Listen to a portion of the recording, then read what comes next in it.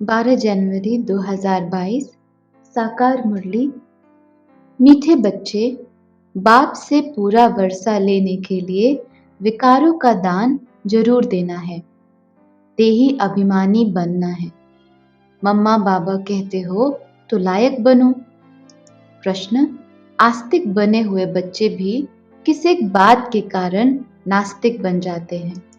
उत्तर: देह अभिमान के कारण, जो कहते हम सब कुछ जानते हैं, पुरानी चाल छोड़ते नहीं, ज्ञान की गोली लगने के बाद फिर माया की गोली खाते रहते। मैं आत्मा हूँ, देही अभिमानी बनना है। इस बात को भूलने से आस्तिक बने हुए भी नास्तिक बन जाते हैं, ईश्वर की गोद से मर जाते हैं। गीत आज नहीं तो कल। ओम शांति। वह भी घड़ी है, यह बेहद की घड़ी है। उसमें भी क्वार्टर, हाफ और फुल दिखाया है। इसमें भी ऐसे है, 4 हिस्से हैं, 15-15 मिनट मिले हुए हैं। वैसे यह फिर 1 से शुरू करेंगे। इसमें आधा कल्प है दिन, आधा कल्प है रात। जैसे नक्शे में देखा, नॉर्थ पोल में 6 मास रात होती है, तो साउथ पोल में जरूर 6 मास दिन होगा। यहाँ भी ब्रह्मा का दिन आधा कल्प, तो ब्रह्मा की रात भी आधा कल्प। दुनिया वाले यह नहीं जानते कि यह ड्रामा का चक्र है, जिसको कल्प वृक्ष भी कहा जाता है। इनकी आयु कितनी है? नाम ही है कल्प वृक्ष। इतनी आयु वाला बड़ा वृक्ष तो कोई होता नहीं, इसलिए इनकी भेंट बैनियन ट्री से की जाती है। उनका भी फाउंडेशन सड़ गया है, बाकी झाड़ खड़ा है, इसलिए गाया भी जाता है कि एक टांग टूट गई है, बाकी 3 पैर पर खड़े हैं।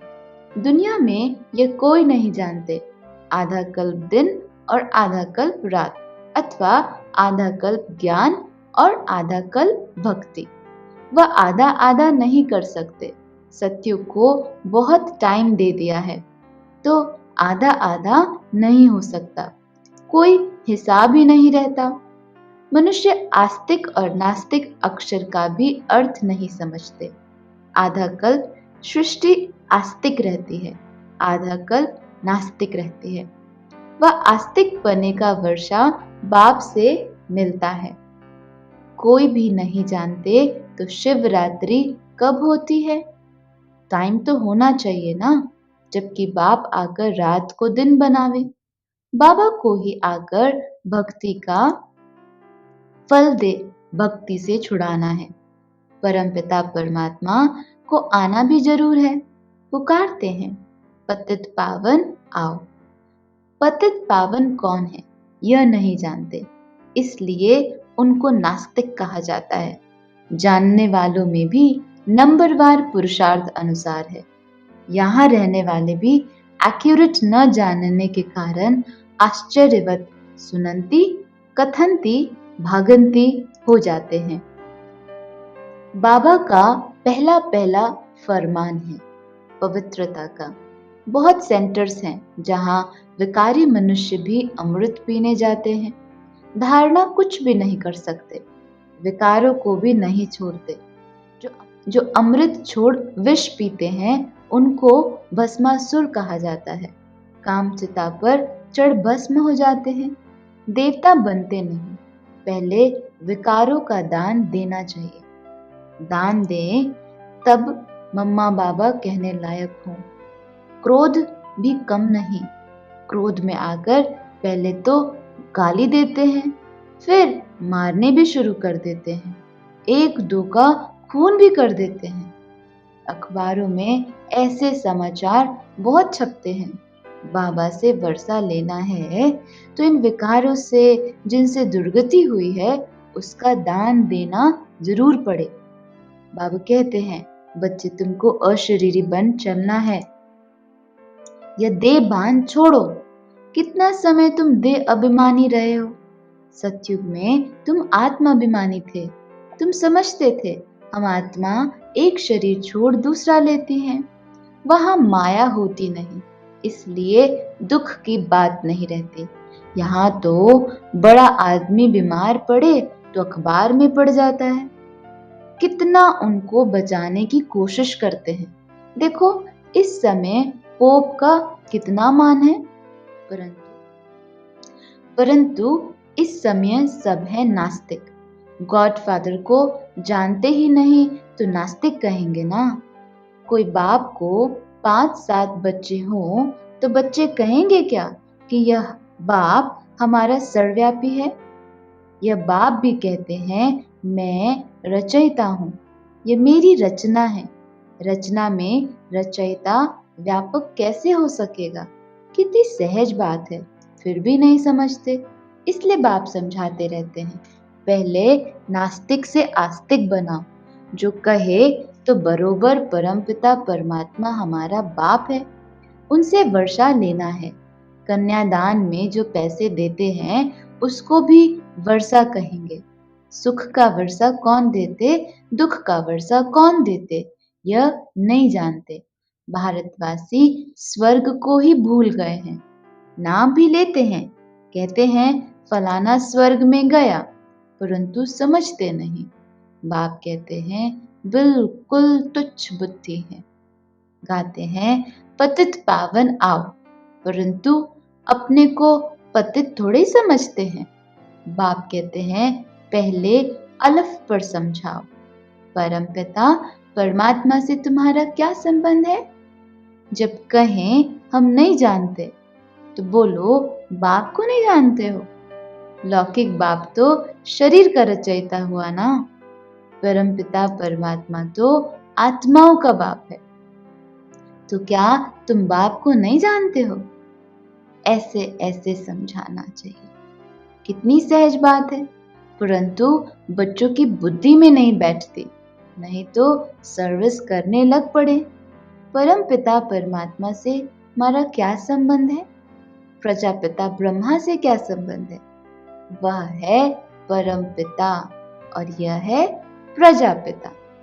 प्रजापिता तो जरूर फिर यहाँ होगा ना। प्रजापिता ब्रह्मा का नाम सुना है। निराकार परमात्मा ने सृष्टि कैसे रची, तो जरूर कोई साकार माध्यम लिया होगा। प्रजापिता है साकार, उनके बच्चे बीके भी जरूर होंगे। बच्चे ही वर्षे के लायक बनेंगे, परंतु अच्छे अच्छे बच्चे भी युक्ति से समझाते नहीं। नई नई बातें बाबा समझाते हैं, फिर भी बच्चे अपनी ही पुरानी चाल चलते रहते हैं, नई धारणा नहीं करते। देह अभिमान रहता है, कहते हैं हम सब कुछ जानते हैं, परंतु पहली बात कि मैं आत्मा हूं न जानने के कारण ही बाप को फारकती दे देते हैं। आस्तिक से नास्तिक बन जाते हैं, ईश्वरीय गोद में आकर फिर मर जाते हैं। बाबा मम्मा कहते भी फिर देखो मरते कैसे हैं। गोली लगी माया की अथवा दे अभिमान की और यह मरा। यह है ज्ञान की गोली और वह है माया की गोली। माया ऐसी गोली लगा देती जो आना ही छोड़ देते हैं। तुम पांडवों की युद्ध माया से है। बाप समझाते हैं मुझे ज्ञान सागर कहते हैं। ज्ञान सागर से ही ज्ञान गंगाएं निकली हैं या पानी से। वहां गंगा का चित्र भी देवी का दिखाते हैं, फिर भी बुद्धि में नहीं आता यह कौन है। देवी देवता तो किसको अमृत पिला न सके। यज्ञ हमेशा ब्राह्मणों द्वारा रचा जाता है। यज्ञ में फिर लड़ाई की बात कहां से आई। ये बातें सेंसिबल बच्चे ही समझते हैं, बुद्धू तो भूल जाते हैं। स्कूल में भी नंबरवार तकदीरवान होते हैं। बस स्कूल में 12 मास बैठे रहें, परंतु पढ़ाई पर ध्यान नहीं देते तो पढ़ नहीं सकते। बाप तो आत्माओं को पढ़ाते हैं, वह तो मनुष्यों को पढ़ाते हैं। आप कहते हैं हे आत्मा सुनती हो? और कोई आत्मा से बात नहीं कर सकते। बाप कहते हैं, लकी सितारे समझते हो? तुमको पढ़ाता हूँ। आत्मा ही करती और कराती है। करन करावनहार आत्मा भी है तो परमात्मा भी। जैसे आत्मा आत्मा से कराती है, वैसे परमात्मा बाप आत्माओं से कराते हैं। बाप कहते हैं, मैं तुम आत्माओं से अच्छा काम कराता हूँ। सभी को बाप का परिचय देना है। पहले पहले ये प्रश्नावली उठाओ। वह है पारलौकिक परमपिता परमात्मा। वह है लौकिक पिता। आत्मा और शरीर अलग है ना? शरीर का पिता लौकिक बाप, आत्माओं का पिता परमपिता परमात्मा। वह है बड़ा बाबा। सब भगत उनको ही याद करते हैं। सर्व का पतित पावन वह है। सर्व का सद्गतिदाता पतित पावन एक बाप ही है। आजकल तो अनेक गुरु हैं जो जगत गुरु नाम रखाते हैं। जगत अम्बाएं भी बहुत निकली हैं। ये सब है झूठ। झूठ में सच का पता मुश्किल पड़ता है। बड़े बड़े नाम रख बैठे हैं, परंतु सच तो छिप न सके। कहते हैं सच तो बिठो नच, डांस करते रहो। डांस तो मशहूर है। तुम आस्तिक बन गए ना? धारणा की तो स्वर्ग में तुम डांस करना। देवताएं ही डांस करेंगे। पतित दुनिया है नर्क। तो नर्क को स्वर्ग अथवा पावन दुनिया यह गुरु साधु लोग थोड़े ही बनाएंगे। इसको कहा जाता है कुंभी पाक नर्क। स्वर्ग को कहा जाता है शिवालय। पहले तो ये लिखवा लो कि परमपिता परमात्मा हमारा बाप है। उसने प्रजापिता ब्रह्मा द्वारा ही ब्राह्मणों की रचना रची है। हम शिव बाबा के पुत्र ठहरे। वर्षा भी वही देंगे। वही कौन? शिव बाबा। ज्ञान सागर भी वही है। अविनाशी ज्ञान रत्न ब्रह्मा द्वारा देते हैं। पहले पहले ब्रह्मा को मिलते हैं, फिर मुखवंशावली को मिलते हैं। स्कूल में भी कोई कोई पीछे आने वाले भी तीखे निकल जाते हैं, क्योंकि पढ़ाई अच्छी करते हैं। यहाँ भी अच्छी रीति पढ़ना और पढ़ाना है। जो आप समान न बनावे तो जरूर उनमें कुछ न कुछ खामियां हैं, इसलिए धारणा नहीं होती। काम विकार का अगर सेमी नशा भी होगा तो धारणा मुश्किल होगी। लिखते हैं बाबा, काम का तूफान बहुत तंग करता है, बेताला बना देता है। बाप कहते हैं, बच्चे काम महाशत्रु है, उनको योग बल से जीतो। कल पहले भी तुमने जीता है। बाप की गद्दी पर बैठे हो। उनके पीछे रॉयल घराना भी है। सिर्फ एक जन्म पवित्र बनने से इतना ऊंच बन जाएंगे। पवित्र न रहने से बहुत घाटा पड़ जाएगा। मौत सामने खड़ा है। एक्सीडेंट आदि कितने होते रहते हैं। रजो प्रधान के समय इतना मौत नहीं होता। अब तो पंप है। आगे इतनी मशीनें आदि नहीं थी। आगे लड़ाई कोई स्टीमर अथवा एरोप्लेन से थोड़ी होती थी। यह तो सब अब निकले हैं, यहाँ नहीं थे। पहले सतयुग में थे, तो फिर संगम पर भी होना चाहिए। जो सुख फिर तुमको स्वर्ग में मिलना है। एरोप्लेन जो बनाते हैं वे भी वहां होंगे, वहां अर्थात स्वर्ग में। प्रजा में भी कोई न कोई आ जाएंगे, संस्कार ले जाएंगे, फिर आकर बनाएंगे। अभी बनाते हैं विनाश के लिए, फिर सुख के काम में आएंगे। वहां तो फुल प्रूफ होंगे। माया की पॉम्प से विनाश होगा। विनाश तो होना ही है। बाबा कहते हैं, ब्राह्मणों द्वारा यज्ञ भी रचा हुआ है। इसमें सारी पुरानी दुनिया स्वाहा हो जाएगी। ब्राह्मणों द्वारा ही यज्ञ रचते हैं। मिलता भी ब्राह्मणों को है। ब्राह्मण वर्ण ही सो देवता वर्ण बनता है। शिव बाबा ब्रह्मा द्वारा ब्राह्मण बनाते हैं। ब्राह्मण फिर देवता बनते हैं। कितनी सीधी बात है, परंतु बच्चों पर बड़ा वंडर लगता है। जो इतनी सहज बात भी बच्चे धारण ही नहीं कर सकते। अच्छा, मीठे मीठे सिकिलदे बच्चों प्रति माता पिता बाप दादा का याद प्यार और गुड मॉर्निंग। रूहानी बाप की रूहानी बच्चों को नमस्ते। धारणा के लिए सार। पहला पॉइंट, बाप के साथ सदा सच्चे रहना है। विकारों का दान देकर फिर भस्मासुर नहीं बनना। पवित्रता का फरमान जरूर पालन करना है। दूसरा, विकारों के सूक्ष्म नशे को योग बल से समाप्त करना है। पढ़ाई अच्छी रीति पढ़नी और पढ़ानी है। आज का वरदान, मंजिल को सामने रख ब्रह्मा बाप को फॉलो करते हुए फर्स्ट नंबर लेने वाले तीव्र पुरुषार्थी भव। तीव्र पुरुषार्थी के सामने सदा मंजिल होती है।